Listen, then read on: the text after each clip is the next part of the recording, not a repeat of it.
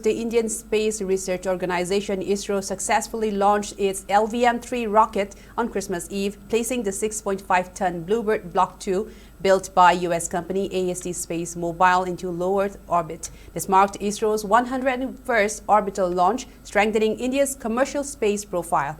The Bluebird Block 2 mission on board the LVM-3 launch vehicle took off from the second launch pad in Andhra Pradesh's Sriharikota at 8:55 a.m. today.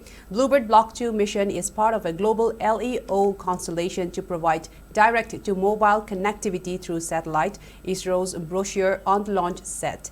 This constellation will enable 4G and 5G voice and video calls, text streaming and data for everyone, everywhere at all times. Meanwhile, Prime Minister Narendra Modi has lauded the mission, calling it a boost to self-reliance, which he said is wonderful for the coming generations.